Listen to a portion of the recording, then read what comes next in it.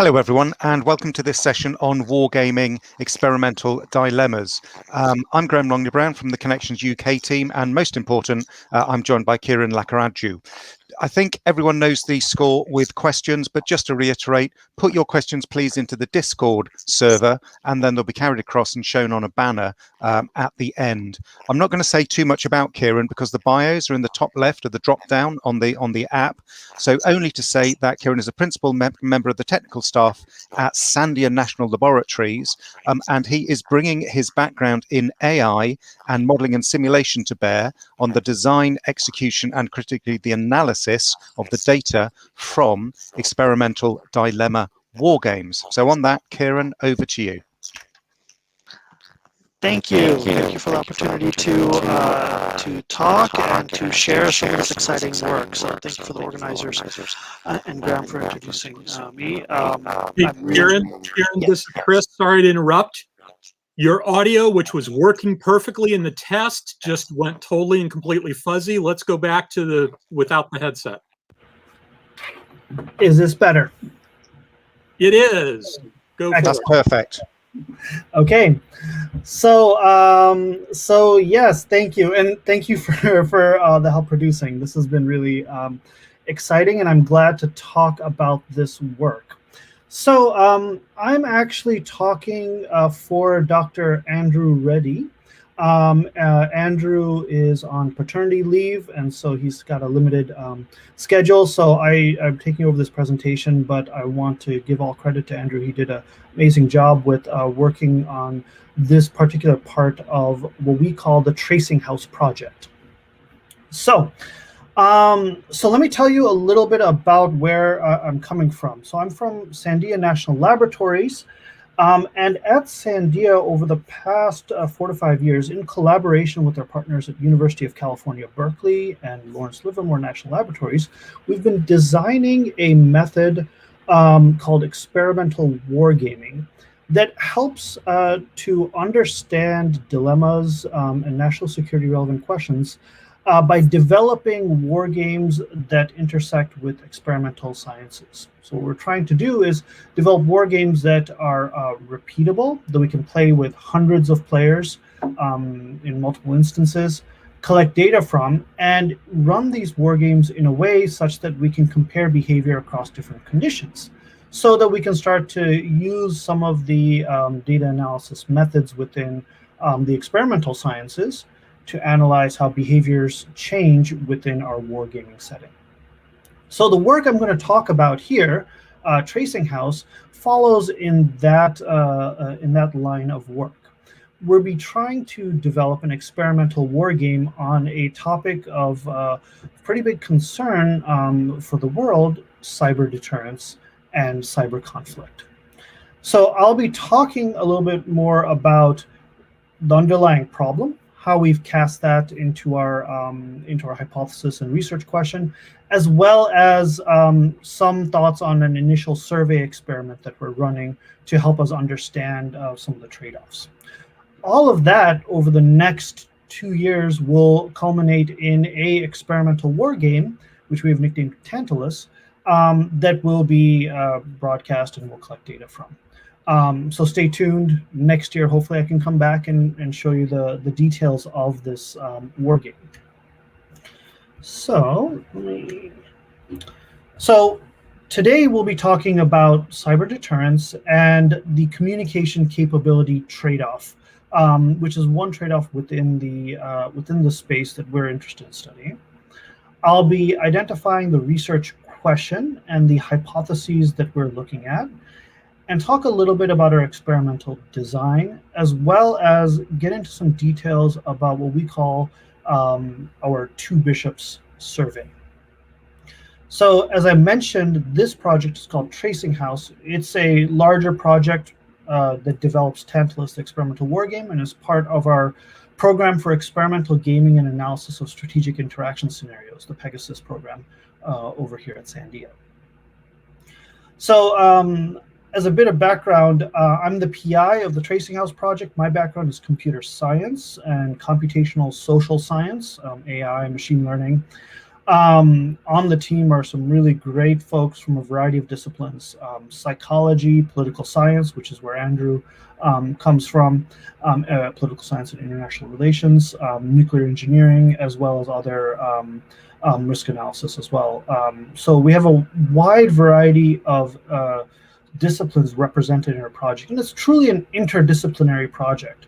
We're trying to tie together and bring the best of multiple worlds into our work, and that's complicated. It's fascinating and interesting, and you'll see some elements of that interdisciplinary nature as we discuss the topic here. And of course, we have cybersecurity experts on our team too that help us with the technical side of things. All right. So, my background is computer science, so I know that there's been a lot of deep thought and a lot of things that can be talked about in cyber deterrence in theory. I'm going to give a kind of high-level view of it. So, cyber deterrence, the idea of deterring an adversary within cyberspace, is really important, and there's been a lot of discussion around that in the last several decades. Most recently, I believe there was a Solarium Commission report on it. But within the academic community, there's a pretty big theoretical debate on whether cyber deterrence can be executed. We can pursue a cyber deterrence strategy, or whether it's not feasible deterrence within a cyber realm. And this is, as you can see, a ongoing and vigorous debate that occurs within the academic community that has implications for national security. So if we were to, from our perspective, we're starting to think about it from the perspective of, if we had and were looking at cyber deterrence, what are the factors around cyberspace and cyber deterrence that could cause a challenge? And Libicki had a very nice report, Cyber Deterrence and Cyber War, from 2009 that articulates several challenges to cyber deterrence, but points out three critical or fundamental ones with cyber deterrence. So those are: do we know who did it? Can we hold their assets at risk? And can we do so repeatedly? And the we here is from the deterrer point of view. So let me just dig into that just a little bit. So in order to deter an adversary, we need to know who the adversary is, right? So the question of, do we know who did it? Do we know who executed a cyber attack, also called the attribution problem, is very important. And I would say it is of prime importance here, because without an understanding of who the adversary is, it's hard to operate. And that has been studied pretty extensively, and there's lots of efforts within the technical side of being able to try to detect when adversaries have entered the system, but also to identify them, to identify who the adversaries are, and how and so that we can get that knowledge. So that will allow us to understand who did the attack. But then there are two other critical questions that will help us with cyber deterrence. So can we hold their assets at risk, and can we do so repeatedly? So the first is, how do we make sure that if we need to deter someone, can we communicate to them that we can hold their assets, their networks, critical infrastructure, or whatnot, at risk? Because that is very important to communicate in order to make sure that we do not, in order to have a effective deterrence. This can be difficult within cyberspace, and I will get into that in just a second. Can we also do this repeatedly? So we need to, it needs to be a factor that we can do it over time, so that we can have this kind of continued engagement that allows us to make the threats that we need to do in order for cyber deterrence, more effective cyber deterrence. So most scholarship has focused on the attribution problem, as I mentioned. And we're really focused on looking at these other two problems. So can we hold their assets at risk, and can we do so repeatedly?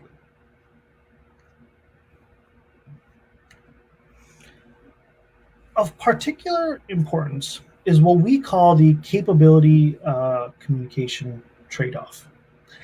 So deterrence, and specifically deterrence by punishment, there's a lot of also work in deterrence by defense. We're really focused on deterrence by punishment here. Requires blue to credibly communicate a deterrent threat to red as an adversary here. So blue might have a capability, and they will then use that capability in their threat to red in order to deter red. And so red provides a response to that threat. So this is a this is critical part of deterrence, being able to issue these threats. However, in the cyber domain, there are some potential issues. So in order to be more credible and to communicate clearly, you may want to get more specific about your threat. So you may want to say, I can attack this particular network using this particular means. That increases the credibility. But within the cyber domain, there could be concerns that because you're more specific, you can lose the capability of your threat. So, for instance, if I was to very specifically say I'm going to attack this network at this time and using this mechanism, then that could allow the adversary, red, to be able to defend that network, and thus the threat becomes irrelevant. And within cyberspace, this is a bit more salient because we can defend quicker, right? So it is in cyberspace, you can enact defenses, you can patch a system, you can do these kinds of things much quicker. So we characterize that concern as two mechanisms called the muting driver and the mirroring driver. So as blue communicates a deterrent threat, red may be able to mute its effects. So they'll be able to defend against this threat. Or else, if blue communicates a deterrent threat, red could mirror that capability. So they could take that and they could try to use it against blue. So these are particularly salient within the cyber deterrence domain. Now, as I say that, I want to mention that this is also a problem in non-cyber domains. And there's a nice paper from a couple months ago characterizing this as the reveal or conceal debate. So whether you want to reveal a capability or conceal it. But within cyber deterrence, there's going to be it's going to be a little bit more salient.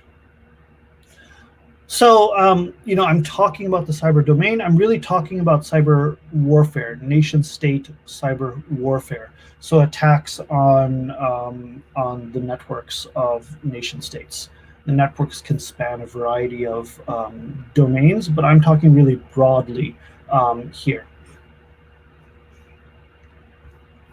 Okay, so what we're specifically going to study then is how does variation in the type and scope of a deterrent threat affect deterrence? So as I pointed out, with the capability communication trade-off, in order to be more credible, you might want to be more specific. And you might want to point out what domain your threat is in. And so that specificity may then in turn lead to a reduction in the capability. So we're going to test that out using an experimental wargame. So what we want to see is whether varying the specificity or domain of a deterrent threat, these are independent variables, the ones that we vary, will have impact on the likelihood of a player making a deterrent threat or the likelihood of deterrence failure. So those are our dependent variables. And what we'll be measuring is the probability of blue making a deterrent threat, and the probability of deterrence success or really failure failure is what we're specifically measuring here, given a blue threat. So the IVs then, the ones we're varying, are the specificity and domain, and the DVs, the dependent variables, what we're measuring from our experiment, are the likelihood of making a deterrent threat and the likelihood of deterrence failure. This IV-DV setup is common in the experimental sciences. We've also, in past work with the project on nuclear gaming, which is where we define some of these concepts for experimental wargaming, we've also had it cast as an IV-DV frame. So, how do we vary the specificity or the domain of the threat? So, what we're looking at and what we divided up the situation is into varying the domain by articulating no domain versus a conventional domain or a cyber domain, and then the threat being a vague threat or a specific threat. Now, these are obviously a spectrum, right? There's a big spectrum between vague and specific threats here. So I'm not going to say that we can't articulate and identify all points on that spectrum. We started off with kind of the endpoints. So thinking about a broadly vague threat versus a very specific threat, and the domains just are looking at the difference between conventional and cyber.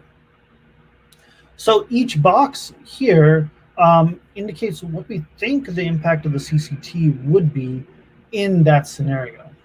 So it's not clear here when you have no domain and you make a vague threat, it's not clear if the CCT is applicable.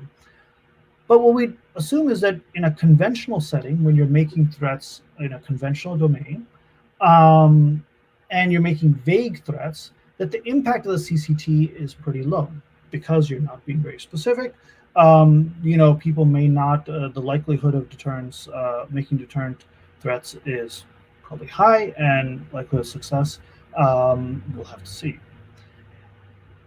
And same with vague and cyber is where we're trying to understand what will happen. So if we make a vague threat in cyber versus a specific threat in cyber, where we would hypothesize that there would be a high impact of the CCT, that's where we're trying to understand through our experiment what the impact is. And you can see that we filled these out too. Having a specific threat with no domain, I don't think there's much that we can say there. I don't think that's applicable. But in the conventional with a specific threat, you would also run into the issue where you might be worried about the adversary being able to defend from the threat. So this is kind of the frame in which we're discussing and thinking through the experiments that we're designing. So we can measure deterrence outcomes, as I said, in two ways, right? The likelihood of a player making a deterrent threat and the likelihood of deterrence failure. So when we ran the project on nuclear gaming and developed our game there, Signal, which focused on nuclear deterrence and conflict escalation in the context of different types of weapon capabilities, we were able to get 400 games out of that. So that allowed us a pretty rich set of games through which we can make these kinds of assessments and do an assessment of the likelihood of a player choosing a different behavior. We expect within this project to reach similar amounts of games played.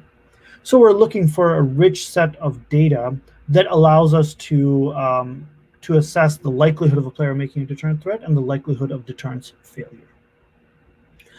Since this is going to be an experimental war game, we will have several time steps, several actions of players that we will look at. So we can start to see if blue made a threat, whether that actually worked in deterring red, or whether that turned into a failure. So back to this, by measuring these deterrence outcomes, we'll start to get a sense of how things are going. And let me introduce some graphs that we'll be using in the next few slides. So the x-axis is the attributes of the CCT that we're going to be varying, the independent variables. And then the y-axes are the frequency of blue making a deterrent threat and the frequency of deterrence failure within this graph. All right. So our hypotheses. So our first set of hypotheses are around specificity of deterrent threat. So if blue's available deterrent threats are specific, then one hypothesis is that then attempts to deter will occur less, all else equal. Another option is that if blue's available deterrent threats are specific, then there's no effect on attempts to deter. And finally, if blue's available deterrent threats are specific, then attempts to deter occur more, all else equal. So what we'll do is we'll run the game, we'll capture the data, and then we'll compare the probability of a deterrent threat by blue, the y-axis, from 0 to 1, with the condition, specificity of deterrent threat. And so if we observe a line like this, the green line, then what we can see is that as blue is, as we increase the specificity, blue will be attempting to deter less.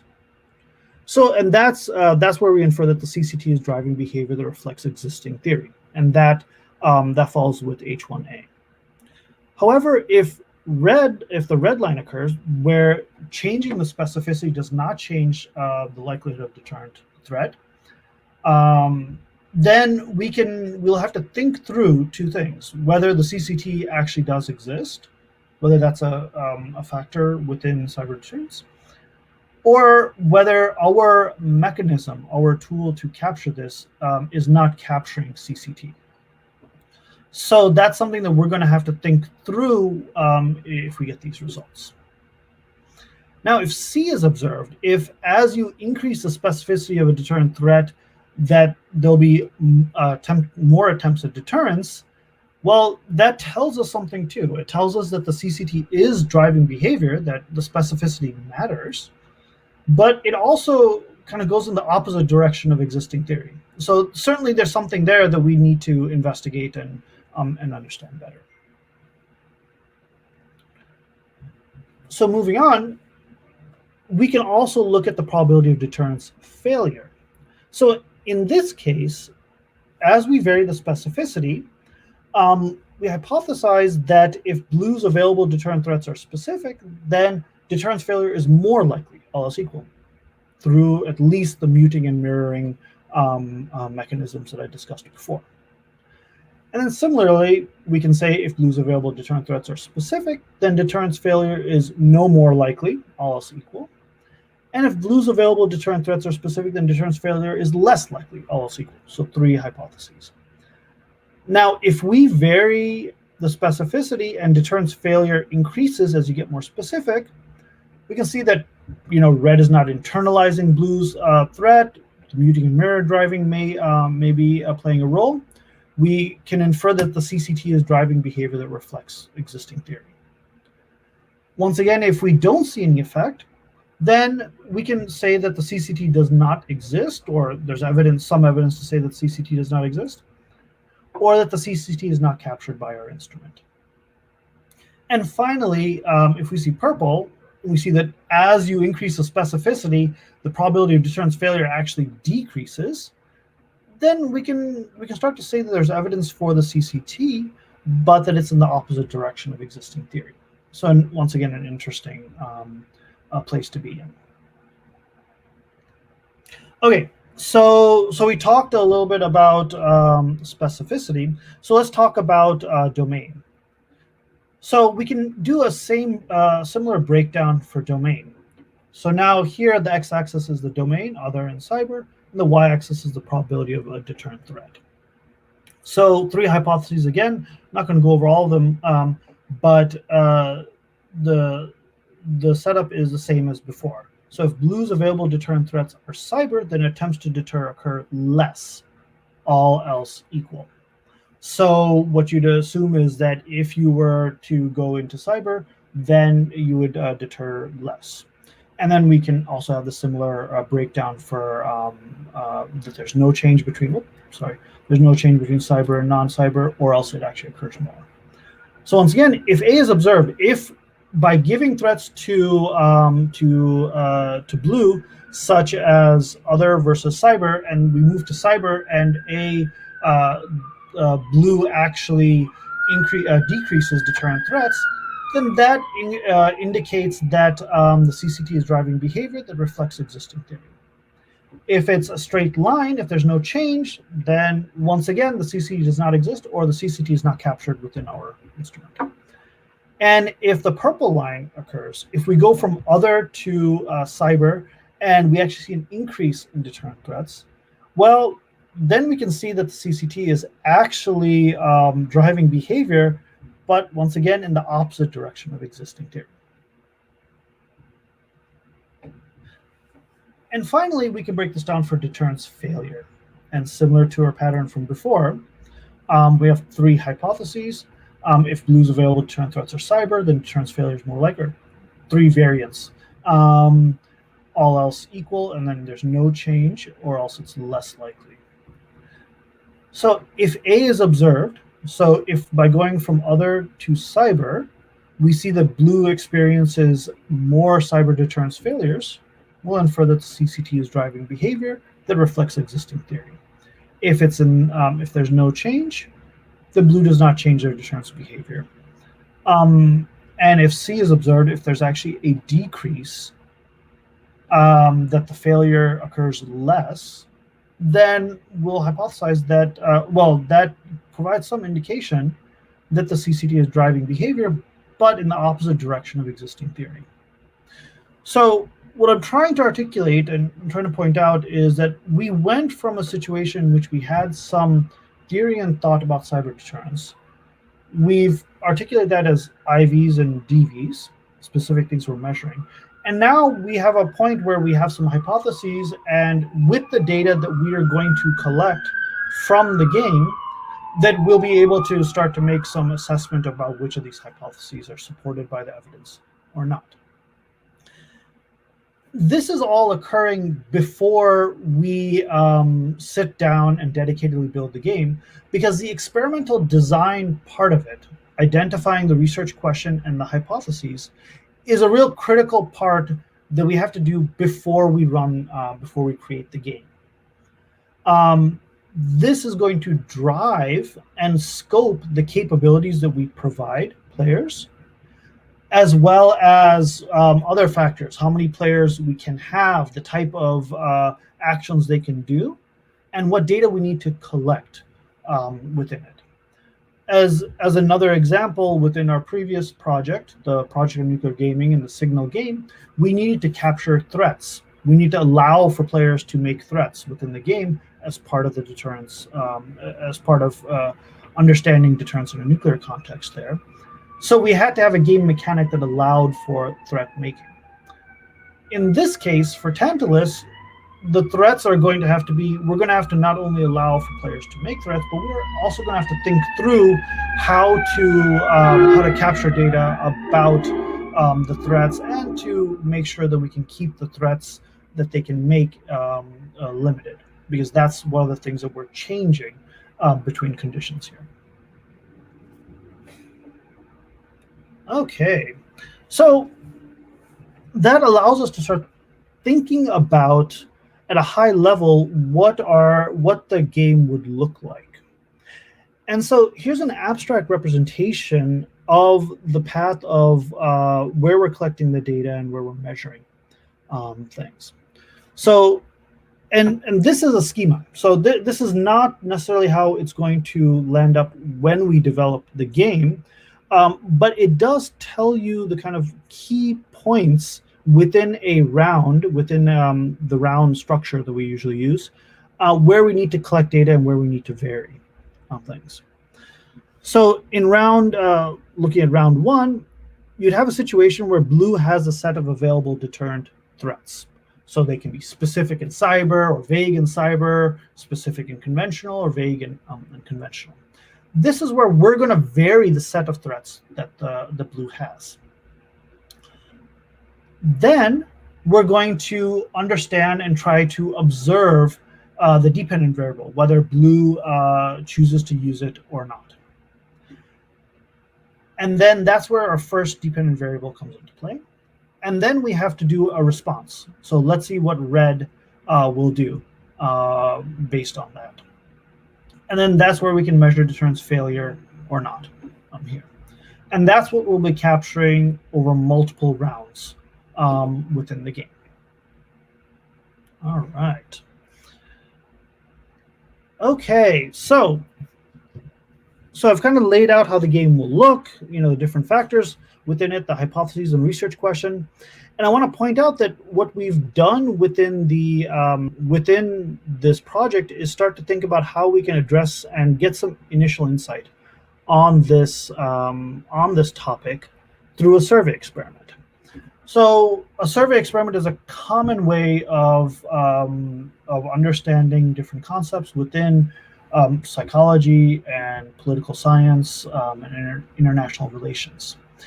And one of the benefits of a survey design is that you can create a survey and you can send it out to a large number of people, and then you can get responses back. So you can get a large-scale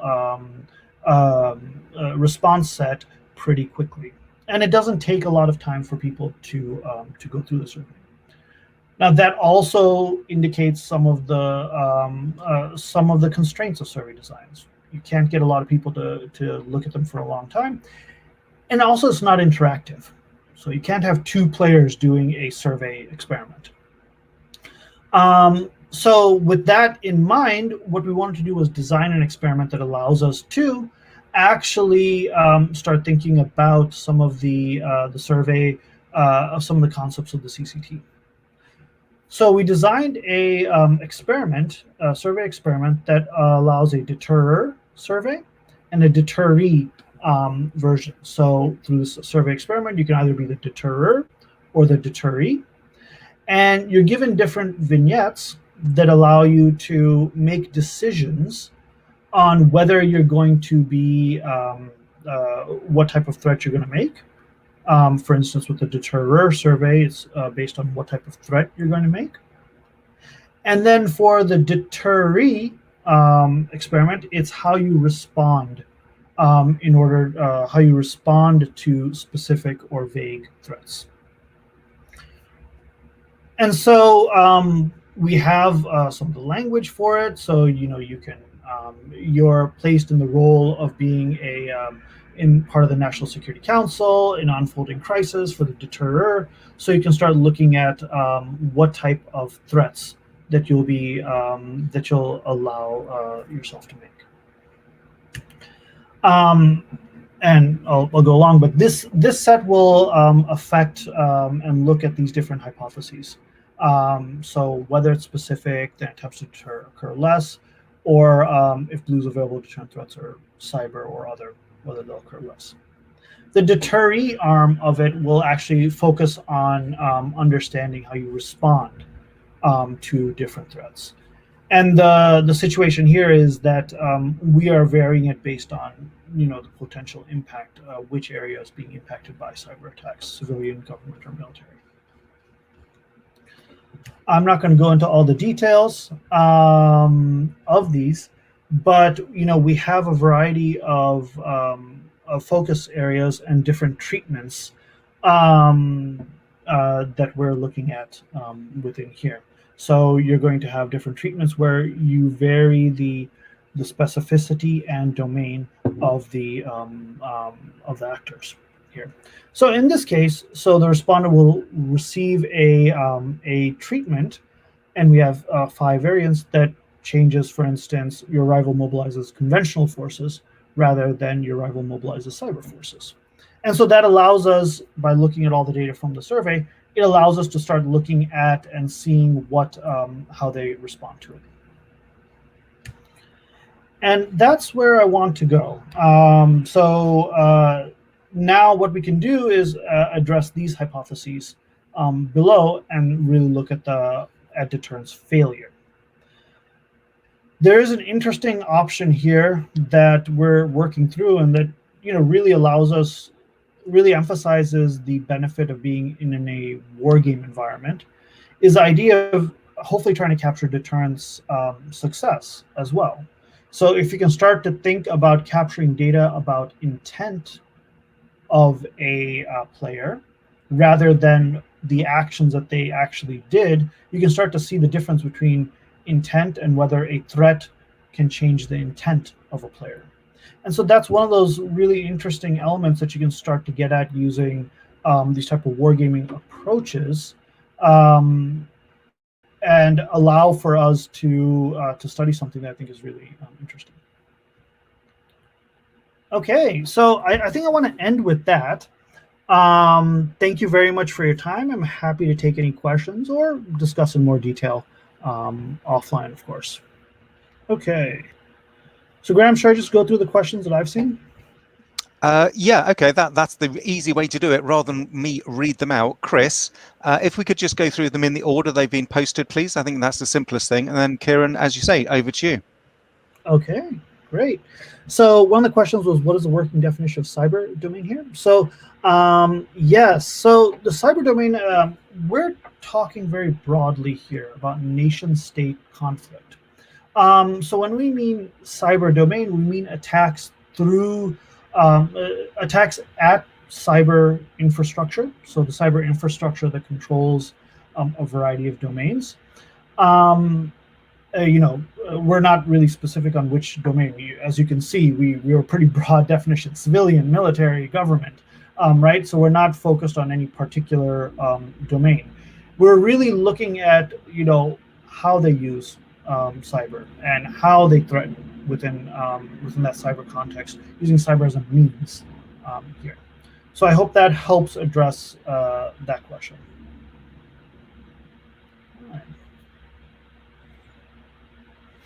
Right, so do the threats in the two games, nukes versus cyber, make the game methods comparable? Effects can differ by orders of magnitude. Cyber might be inconvenient, whereas nukes can be existential threats. So absolutely, right? So I think that the nuclear weapon aspect, so from Pong and Signal, is going to be a completely different game than what we're doing here. And it's going to be hard to compare the results. Or let me put it this way, if we were to compare the results, it would have to be constrained, and we would have to only look at a few things and make sure that we understand. It'll be couched in terms of making sure to understand that there's a lot of potential differences between the games. And the nuclear signal was developed for a different reason, right? For a different purpose. There was a different research question and hypotheses underlying the development of Signal. And that really drove the development of Signal, the questions that we can ask there. And Tantalus is going to have a whole different set of cyber questions, questions that make it more focused for our particular communication capability trade-off. You're right that cyber might be inconvenient, and that's something that we have to think about as we are designing the game. How impactful is cyber within the Tantalus frame? Are we scoping it down to only looking at these larger attacks that occur between nation states, or should we include and allow for the inconvenient type of attacks within Tantalus? And that's a question that we will be addressing as we go along within our process, as we do the game design process here. Okay, hopefully that helped. So this feels like a non-cooperative game, e.g. Prisoner's Dilemma. What insights would we glean from a game theoretic perspective before using an experimental approach? Great question. So we, on our team, there's been a lot of focus on nuclear deterrence, and we have a lot of expertise within the nuclear deterrence domain. So looking at the game theoretic approaches that could address how countries fight and the existential threats within deterrence. Within the cyber realm, we've started looking at that, and we're happy to leverage the results from there. But the communication capability trade-off is something that we haven't seen modeled within a game theoretic perspective. And that has that's led us to kind of move into this direction. Happy to see if there's other models and other factors that we can leverage here.